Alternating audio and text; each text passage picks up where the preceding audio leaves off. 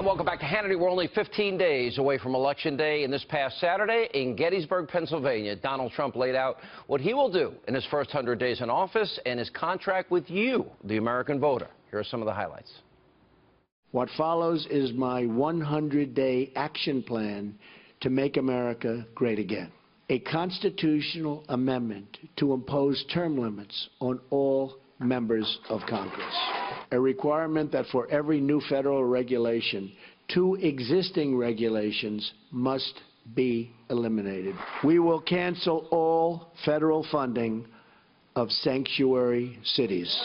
We will begin removing the more than 2 million criminal illegal immigrants from the country.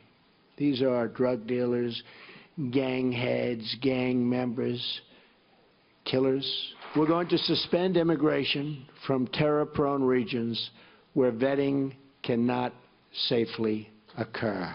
Fully repeal Obamacare and replace it with health savings accounts.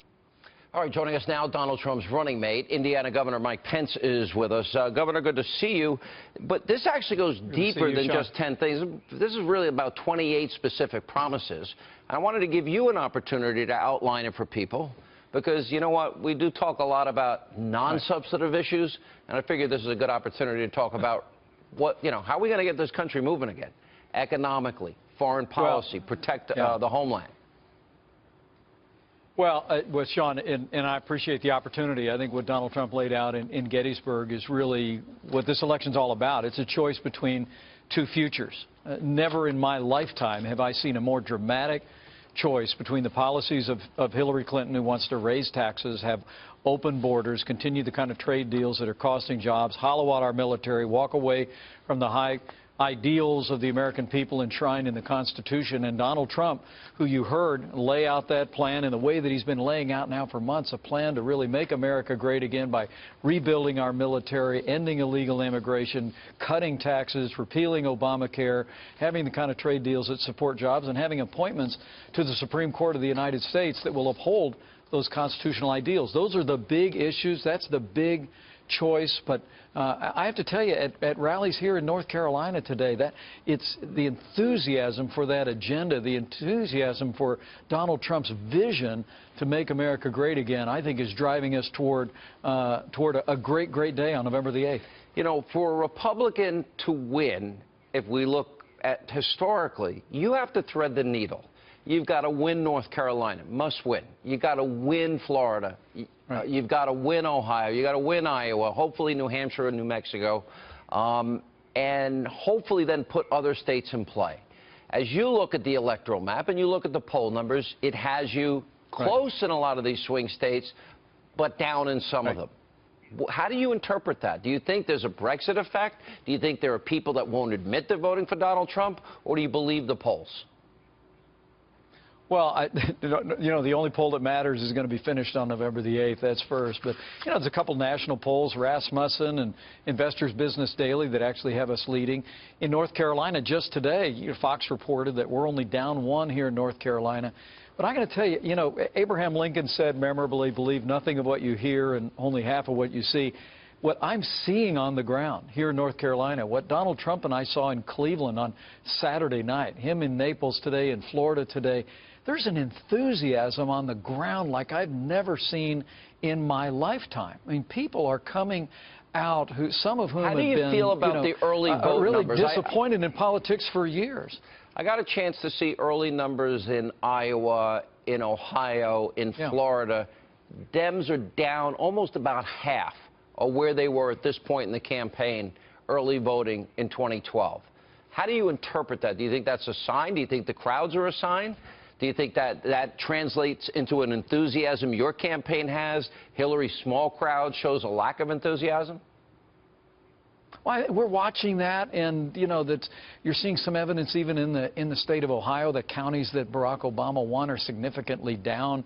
Counties that Mitt Romney won, are about where they were 4 years ago. I have to tell you, the biggest evidence to me, I was in Circleville, Ohio on Saturday. My family and I were campaigning at the Pumpkin Show. You would have loved it. There were probably 20,000 people in the streets of Circleville. We had to get out of the vehicles because so many people were cheering us on. They handed me a microphone. I said I was going to see the next president of the United States in Cleveland that night, and literally 20,000 people cheered. And this was just a wide-open public festival. I mean, there is an enthusiasm among everyday Americans from people from every walk of life who just know we can be stronger again, who know we can be more prosperous again.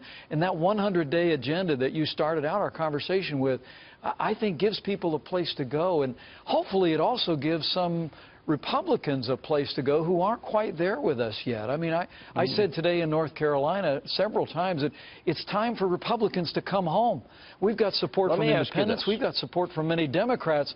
But as you've said many times, Sean, it's time for Republicans to come home and come together, elect Donald Trump, re-elect Republican majorities in the House and Senate, and turn this country around.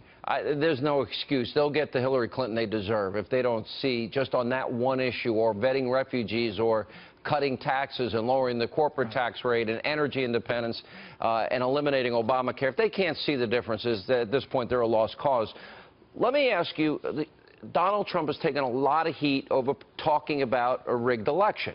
I would argue the Republican establishment, even friends of yours like Paul Ryan, have been against him. I would argue that the Democratic establishment is against him. We now know through WikiLeaks the media has been colluding with Hillary. But they're acting as though this is the first time it's ever been said. Let me play Barack Obama in 08. Listen to this. I would just like to know what you can say to reassure us that this election will not be rigged or stolen. Well, I tell you what, it helps in Ohio that we got Democrats in charge of the machines. I come from Chicago, so I want to be honest. It's not as if it's just Republicans who have monkeyed around with elections in the past. Sometimes Democrats have too. You know, whenever people are in power, they have this tendency to try to, tilt things in their direction. Oh, so Democrats have talked about rigged elections too, and he's basically admitting to it. Well, I got to tell you, I saw on Twitter the other day a montage of sound bites of Obama and Clinton and all of them using the term rigged. Look, by the way, that was probably my show. Yeah, but go ahead. Yeah, it probably was. It probably was. But what Donald Trump is saying is certainly voter fraud is real in polling places and pockets around the country. And in the next 15 days, people ought to be willing to respectfully participate in the process to ensure the integrity of the vote. But when Donald Trump says rigged system, it's just as much being rigged by a media that's trying to write stories in the last 48 hours to suggest this election is over. I mean, the collusion that now we see in these emails where you had reporters checking with Hillary Clinton's campaign chairman whether or not the article they wrote was good or how. I mean, this is the kind of rigged system that's been benefiting the favored few, a liberal political class in Washington, D.C. The American people are onto, and I think it's the center of Donald Trump's appeal. They know that when he becomes president of the United States, he's going to get up every day and fight for the American people. His only special interest will be them. And I have to tell you that I think that's the reason why you're seeing Republicans, Democrats, and independents rallying around the cause here in North Carolina. And I see that momentum every day. All right, Governor, we have 15 days to go, pretty soon 14, in less than 2 hours. Good to see you, and we'll talk soon. Thank you, sir. Thank you.